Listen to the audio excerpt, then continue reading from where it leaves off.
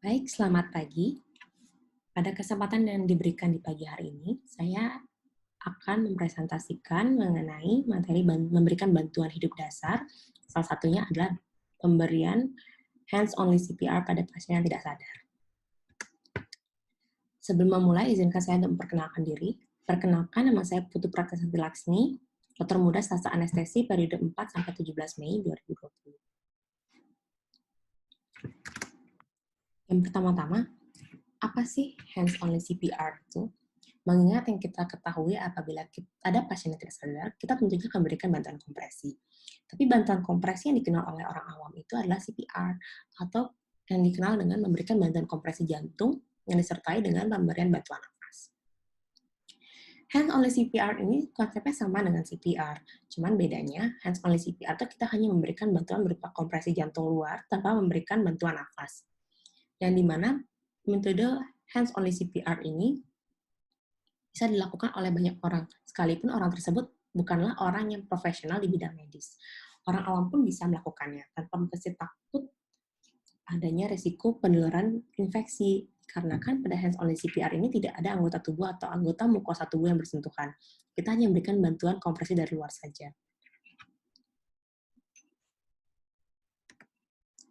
Kenapa sih kita mempelajari CPR? Jadi berdasarkan AHA 2015 dikatakan hanya 46% orang yang survive dari out of hospital cardiac arrest. Jadi kita bisa membantu untuk menyelamatkan seseorang ketika kita berada jauh dari rumah sakit. Nah, dikatakan juga early CPR doubles a person's chance of survival from sudden cardiac arrest. Jadi kita bisa meningkatkan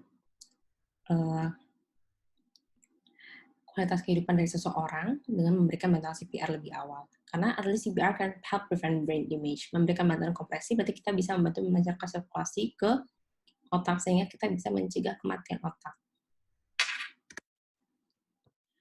Kapan kita harus bertindak? Nah, tentunya di sini settingannya apabila misalnya di suatu tempat tiba-tiba ada orang yang tidak sadarkan diri. Nah, apa yang harus kita lakukan? Yang pertama tentu kita check for safety. Nah, check for safety ini kita pastikan diri kita aman, korban aman, dan lingkungan juga aman. Kita harus pastikan juga bahwa, memang benar sih ada korban yang tidak sadar. Tentunya di sini kita bisa, yang pertama adalah shout for help, atau kita berteriak meminta bantuan.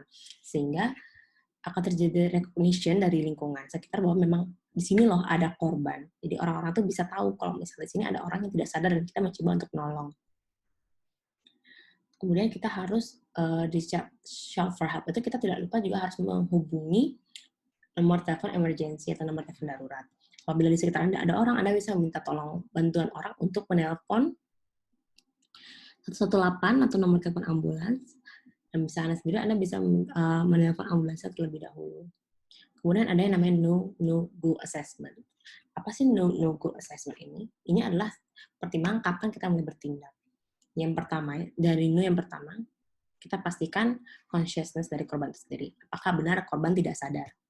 Tentunya kita bisa mengeceknya dengan melihat respon dari si korban. Dari kita memanggil korban, kemudian kita mengguncangkan tubuhnya, atau kita menepuk-nepuk pundak korban.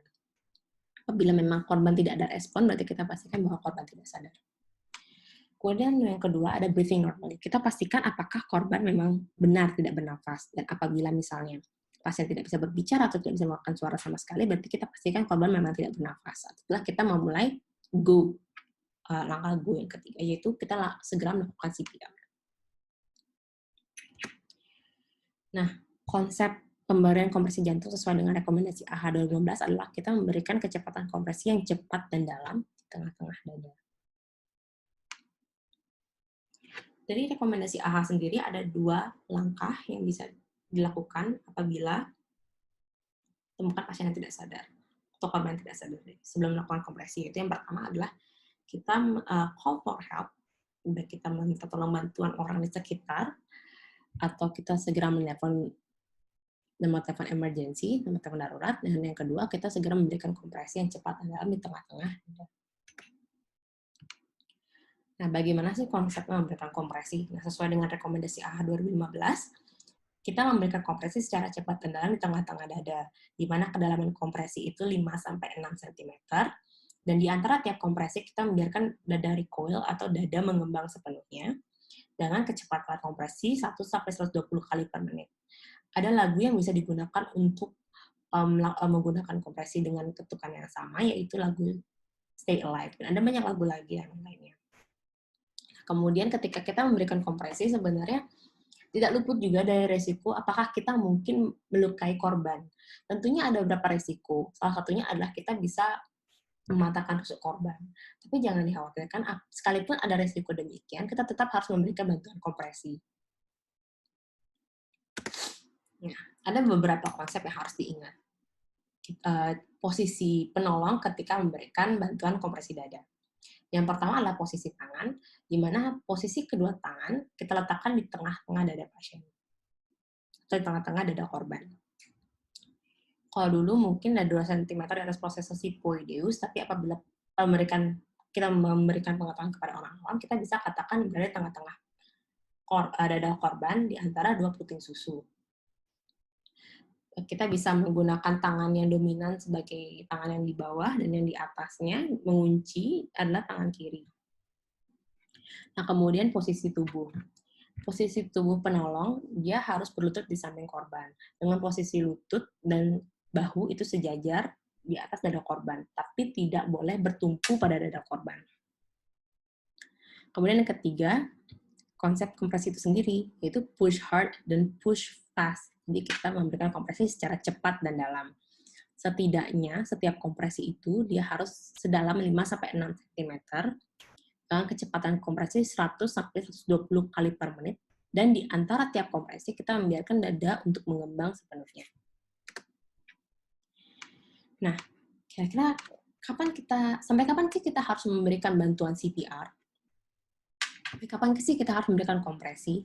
Itu pasti pertanyaan yang paling sering. Nah, jadi yang pertama adalah kapan kita menghentikan kompresi adalah ketika pasien mulai sadar. Yang kedua, apabila lingkungan sudah mulai tidak aman. Seperti tidak aman untuk penolong, tidak aman bagi korban. Nah, kemudian yang ketiga, apabila didapatkan ada alat AED, kita bisa menggunakan, tapi diingat AED ini dia tidak menggantikan fungsi dari kompresi itu sendiri. Kita tetap harus melakukan kompresi. Kemudian yang keempat, apabila penolong mulai kelelahan. Dan yang kelima, tentunya apabila sudah ada orang medis profesional yang berada di sekitar kejadian. Selanjutnya, AED. Apa sih AED itu? Tadi kan sempat dikatakan apabila sudah ada AED itu dia tidak menggantikan fungsi dari kompresi, tapi kita bisa menggunakan AED sebagai alat bantu untuk memberikan bantuan. Nah, apa sih AED itu? Jadi AED ini sebenarnya alat otomatis yang bisa digunakan untuk membantu apabila ada korban yang tidak sadarkan diri. Di mana penggunaan AED ini sendiri dia bisa dilakukan oleh banyak orang, termasuk orang yang awam tanpa dia harus menjadi orang yang profesional di bidang kesehatan. Dan tentunya alat ini sudah otomatis, jadi tidak perlu dikhawatirkan bahwa Anda akan melakukannya menggunakan alat ini dengan salah, karena alat yang sekarang pun sudah ada voice instruction, jadi dia akan memberikan instruksi berupa suara, dan nanti konsepnya adalah dia akan memberikan kejut apabila sudah ada irama yang sekiranya dan dinilai bisa untuk diberikan kejut. Ada 2 irama spesifik. Jadi bagi ketakutan orang awam kan, mungkin dia akan takut, oh bagaimana kalau misalnya saya akan memberikan kejut pada orang yang sebenarnya sebenarnya baik-baik saja. Tentunya jangan khawatir, karena ini juga akan bisa mengirimkan kejut apabila ada 2 irama spesifik yang saya sebutkan untuk diberikan kejut. Jadi kalau misalnya memang orang tersebut normal, tidak masalah apa-apa, tentunya dia tidak akan mengirimkan irama kejut. Dan tentunya alat ini sendiri juga apabila dia akan mengirimkan kejut, dia akan memberikan warning terlebih dahulu untuk baik penolong maupun orang sekitar agar menjauh dari korban. Yang perlu diingat adalah AED tidak menggantikan fungsi dari kompresi itu sendiri. Sehingga kita harus tetap melakukan kompresi sekalipun AED itu sudah ada. Dan bagusnya lagi, untuk alat AED ini sendiri sekarang sudah banyak tersedia di tempat umum. Seperti di restoran, di sekolah, di airport, atau tempat-tempat umum lainnya. sehingga Anda tidak perlu khawatir. Nah, berikut adalah contoh alat AED yang sering digunakan. Kita gambaran cara menggunakan alat AED. Yang perlunya dipastikan bahwa dada korban memang bersih, tidak basah, dan tidak berkeringat supaya patch tersebut bisa menempel dada korban, dan kemudian nanti membiarkan alat untuk mengevaluasi korban terlebih dahulu, dan apabila sudah ada irama yang memang bisa dikejut, maka kejut akan langsung dikirimkan ke korban dengan sebelumnya diberikan warning agar baik penolong maupun orang-orang sekitar menjauh dari korban. Baik, untuk kesimpulannya, pemberian hands-only CPR ini tentunya dia tidak harus dilakukan oleh orang yang profesional di bidang medis. Orang awam pun bisa melakukannya. Tentunya ada konsep-konsep yang tidak boleh dilupakan. Yang pertama, kita harus memastikan diri dan korban aman, serta lingkungan juga harus aman. Sehingga yang pertama Anda harus lakukan adalah berteriak meminta bantuan, serta menelpon nomor telepon darurat. Kemudian yang kedua, kita harus memastikan bahwa korban memang tidak sadarkan diri. Kita cek respon korban, kita cek pernafasan korban. Apabila memang pasien atau korban tidak sadarkan diri, kita harus segera melakukan CPR. Dengan konsep pemberian kompresi jantung adalah memberikan kompresi cepat dan dalam sebanyak 100-120 kali per menit dengan kedalaman 5-6 cm. Dan di antara kompresi, jangan lupa untuk membiarkan dada korban mengembang sepenuhnya dan tangan penolong tidak boleh bertumpu pada dada korban. Dan kompresi boleh dihentikan apabila korban sudah menunjukkan tanda sadar atau penolong sudah mulai kelelahan. Baik, sekiranya sekian presentasi dari saya di pagi hari ini. Saya mohon maaf apabila ada kekurangan serta kesalahan yang baik disengaja maupun tidak disengaja. Atas kesempatan yang telah diberikan, saya ucapkan terima kasih.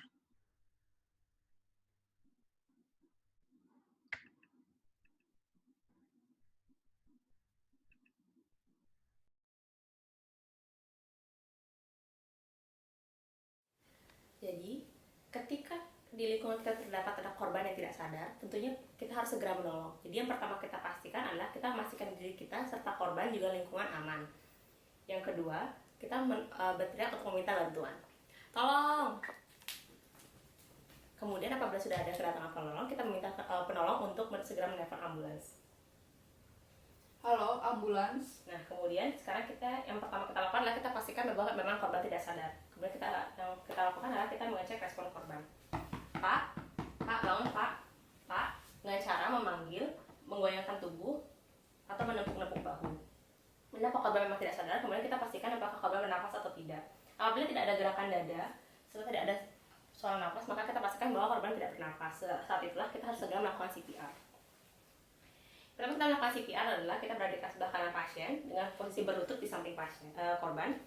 Kemudian tangan yang dominan berada di dada korban di antara dua puting susu, tepat di tengah-tengah. Kemudian kita harus melakukan kompresi sesuai dengan guideline AHA, yaitu melakukan kompresi yang cepat dan dalam dalam 100-120 kali setiap per menit dengan kedalaman kompresi 5-6 cm. Kita membiarkan dada berkembang sepenuhnya di antara kompresi. Posisi lutut dan bahu harus sejajar, serta kita tidak boleh menunggu pada korban. Kompresi dilakukan sampai apabila pasien sudah sadar, atau misalnya penolong kelelahan, atau misalnya lingkungan sudah tidak kondusif, atau apabila tenaga medis yang profesional sudah berada di lingkungan.